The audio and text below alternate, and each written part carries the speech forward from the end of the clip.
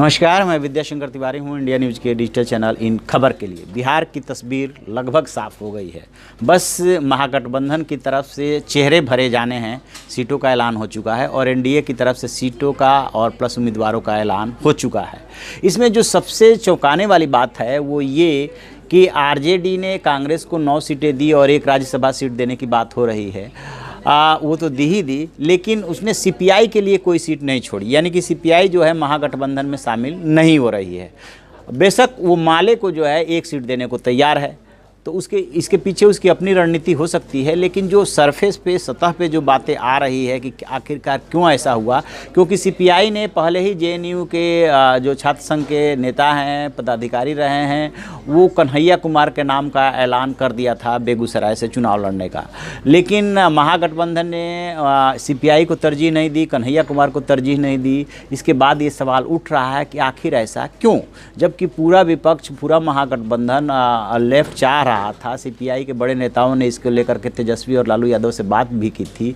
इसके बावजूद ऐसा क्यों हुआ कि तेजस्वी यादव ने कन्हैया कुमार को तरजीह नहीं दी और महागठबंधन में सीपीआई को शामिल नहीं किया। बताया ये जा रहा है कि देखिए, लगभग उम्र बराबर है तेजस्वी और कन्हैया कुमार की, 2-4 साल का अंतर हो सकता है कि तेजस्वी और कन्हैया कुमार दोनों बिहार की राजनीति में जो है बहुत तेज़ी से उभर रहे हैं। कन्हैया कुमार का तो एक तरह से कह सकते हैं कि नेशनल एक्सपोजर है।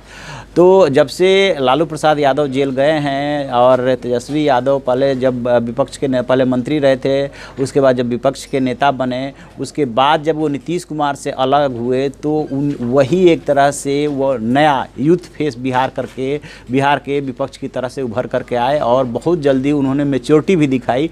तो बिहार की राजनीति में वो उभरे। और ठीक इसी तरह से इधर दिल्ली से राजनीति शुरू करके, जेएनयू से राजनीति शुरू करके कन्हैया कुमार भी उभरे।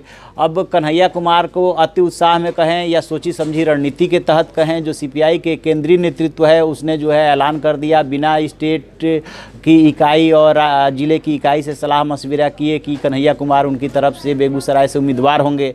तो ये बात स्टेट और जिला इकाई को भी बुरी लगी और उन्होंने भी अल्टीमेटली उनके नाम पे मुहर लगा दी और कहा कि जब केंद्रीय नेतृत्व ही चाहता है तब उनके विरोध करने का या दूसरे नाम का प्रस्ताव करने का कोई मतलब नहीं है, लिहाजा उन्होंने सहमति तो दे दी। लेकिन इधर जो है महागठबंधन ने सीपीआई को महागठबंधन में शामिल नहीं किया। इसमें मेन रोल आरजेडी का था।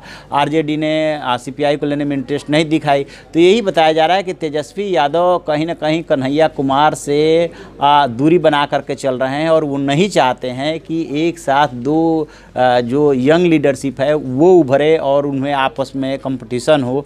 तो स्वाभाविक है कि यदि ज़मीन की बात करें तो लेफ़्ट की कहीं ज़मीन बहुत कम बची है। यद्यपि बेगूसराय वाला जो बेल्ट है उसमें लेफ़्ट के लिए काफ़ी गुंजाइश है और वहाँ पे लेफ़्ट के लोग जीतते भी रहे हैं। लेकिन अब बाद के दिनों में धीरे धीरे जैसे जैसे लेफ़्ट कमज़ोर हुआ, उसकी ज़मीन कमज़ोर हुई, वैसे वैसे उसके अपने बल पे जीतने की गुंजाइश कम होती चली गई। और इसमें लालू प्रसाद यादव का उभार का भी बहुत बड़ा कंट्रीब्यूशन रहा, जिसकी वजह से लेफ्ट जो है कमज़ोर हुआ, उसमें ये भी एक बड़ा कारण रहा। तो अब तेजस्वी यादव इसी वजह से सीपीआई और कन्हैया कुमार को तरजीह नहीं दे रहे हैं कि ऐसा ना हो कि राज्य में जो है दूसरा कोई कंपटीटर उभरे। और इसमें कोई दो राय नहीं, कन्हैया कुमार बहुत अच्छे वक्ता है, लेकिन ज़मीन के हिसाब से बात करें वो भूमिहार कम्युनिटी से हैं। भूमिहार बेगूसराय में काफ़ी मजबूत स्थिति में है और ये जो अभी गिरिराज सिंह एनडीए की तरफ से लड़ने के लिए जा रहे हैं वो भी भूमिहार कम्युनिटी से हैं। जो डॉक्टर भोला सिंह थे वो भी भूमिहार कम्युनिटी से थे, जिनकी डेथ हो गई। तो अब ये वजह निकल करके आ रही है। देखते हैं आगे क्या होता है। कभी जो भी इसमें और अपडेट होगा हम आपको बताते रहेंगे। आप देखते रहिए हमारा डिजिटल चैनल इन खबर। Thank you.